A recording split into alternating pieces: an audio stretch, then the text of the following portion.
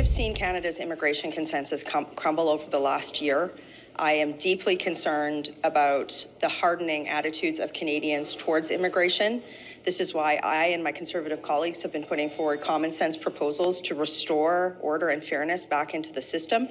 The problem is that, whenever we have the minister at committee or she's in the House of Commons, she doesn't exude confidence in the file.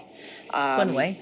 I think that the fact that 10 Liberal MPs were willing to talk to the CBC about and issue similar sentiments probably states something that we all knew was going to happen, which is I think that the Prime Minister is going to have to fire her and fire her quickly.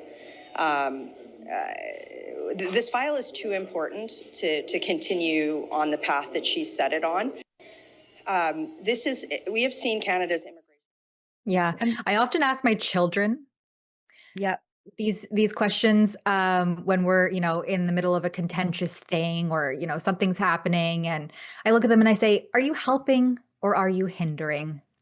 And it sounds like Lena Diab is doing a lot of hindering.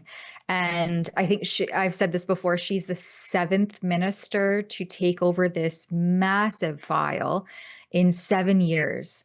And they've all been obviously a failure because nothing's changed. And that opening of the floodgates, like quite literally, you can go to Statista or StatsCan and you can see the massive jump in immigration in 2020 and in 2021 primarily. Yeah, when we were all locked down.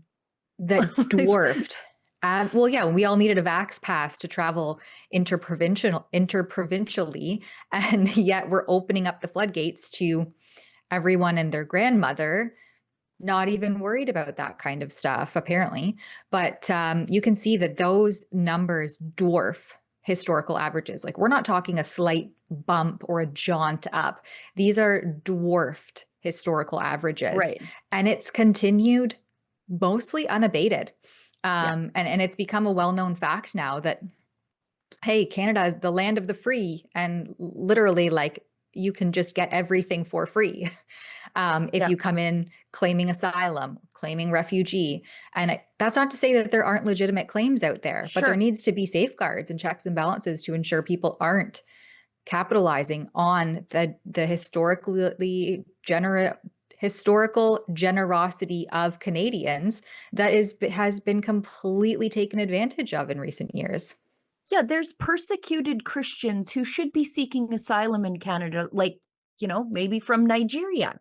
And yet they're bunged up in a system that is occupied by food service workers from the Indian subcontinent, which is the world's largest democracy. I want to reiterate every time I say that, you're not being persecuted there.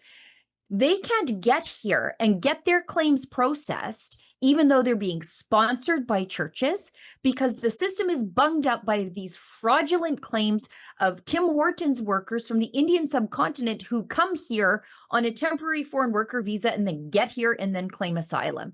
And now the people who actually need our help can't get it. That's a problem. And they could fix that instantly. If you came here on a temporary work permit and your temporary work permit is expired, we'll put you on a plane and get you out of here immediately. That's how it works. It would fix youth immigration. It would fix the asylum system. And it's real easy. They're just not doing it. They refuse to do it. And 7 in 7 years, we've had 5 since 2021. And we're like a month into 2026. And Lena Diab, all she does is blink her way through committee hearings while they point out that, we had a steady influx of immigration, then all of a sudden just a straight spike. And there's no possible way that we can absorb that into our economy. There's just no way. No, there's not. The infrastructure was that was not even a thought when Trudeau was like, all right, Canada, diversity is our strength. Come one, come all, bring your aging grandparents and free healthcare for them too. Right. Like, it's absolute madness that none of this was ever factored in. And now all of a sudden you see it playing out on the streets. It's been downloaded onto the provinces, onto the cities, the municipalities, these issues.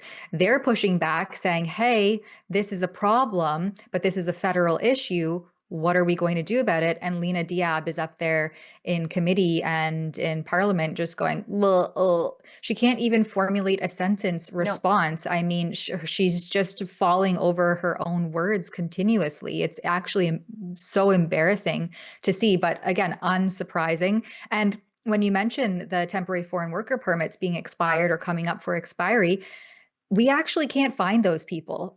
Right. The Canadian Border Services Agency has said there's upwards of like 500,000 people who are set to be exported or deported, that they literally don't even know where they are or how to find them. So yeah, that's another safeguard that was never thought out, never put in place, and now it's just the Wild West. Yeah. And if we look at And what not in a good way. No, Not in a the separatist independence way. not the fun way like we have here. And if we know it's doable, the United States, it's far larger than us. They've got a larger illegal, well, I don't know, maybe we're equal when it comes to per capita, but they have a massive illegal immigration problem thanks to the Democrats being in charge for the last 4 years before Trump took over and 8 years before the first Trump administration. But they're dealing with it.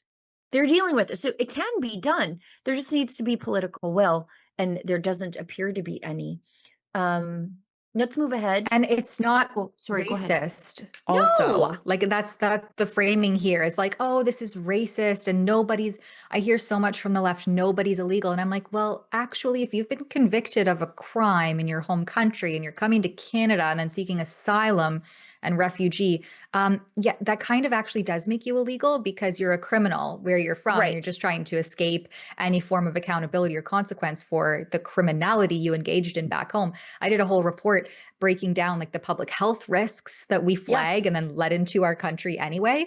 And then the rest of us are expected to like acquiesce to these endless public health databases that they're going to track and trace our health records, and people who are actually flagged health risks, we just let into the country just because.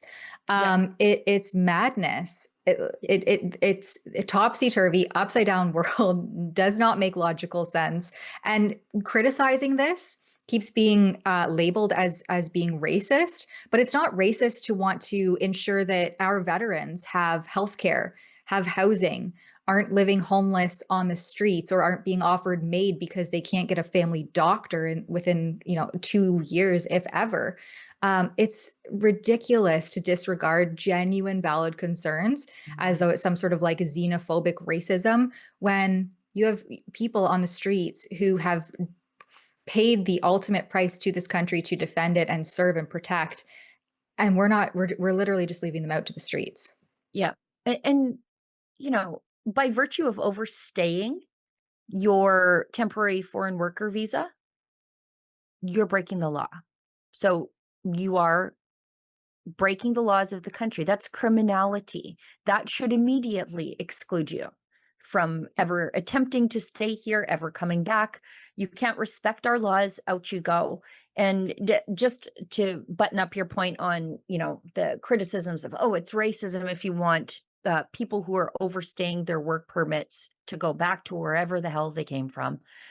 The writing that usually brings forward the anti-birthright citizenship proposals, the policy proposals at the Conservative Party convention, it's almost always Richmond in BC, because they are sick and tired of Chinese oligarchs, spoiled brats, coming and having their anchor baby in their local hospital there, and then sponsoring the rest of the family in. And who is on the riding association? Chinese people who came here the right way. They're the ones bringing forward this legislation, at least policy proposals for the Conservative Party to adopt, because they hate it. They hate seeing their crooked former fellow countrymen breaking the laws of the country they love so much. They hate it. They're good Canadians. And it's not it doesn't make you a bad Canadian to want to protect what it means to be a Canadian. Right. What a slap in the face to all those people who came here, did their due diligence, went through the checks and balances, and are proud to say, hey, I came here the right way, and now I am contributing to the Canadian. I'm a Canadian, and I'm contributing to the Canadian way of life. Yeah. Yeah, slap in the face to them. We have a quick Paul- super chat or Rumble Oh, rant. okay, I'm not let's do sure. that. Politicians never lie. Gives $5.03. Thank you. Yep. Lena Diab is the dumbest of them all, most likely corrupt as well. I don't think she's smart enough to be corrupt, honestly. I just think she's an idiot. And it's, the dumbest Liberal politician changes on any given day, depending on who's in the House of Commons, right? But she's right up there. She's right up there with Evan Solomon, I think. Yeah, and But his other one, Nate Erskine. Nate Erskine Smith. Nate Erskine doesn't eat enough animal products, so it's not, his brain doesn't work properly. But I don't think she's bright enough to be corrupt. I really don't. I think she He had a probably, corruption, or he was charged, Nate Erskine. Wasn't yeah, he charged with he the was Elections fined. Act recently? Yeah. He was just fined Fined. $2,300 or something for violating the elections laws. But yeah, Lena, no, I don't think she's bright enough. I think she's one of those people one of those Facebook grandmas who thinks that Elon Musk needs her to send him money so that he can get out of trouble. And that's who I think Lena is. What you just watched is a clip from our daily interactive live news and opinion show. It's called Rebel Roundup. It airs Monday through Friday, 11 Mountain, 1 Eastern. Make sure you're subscribed and that you click the bell to never miss when we go live.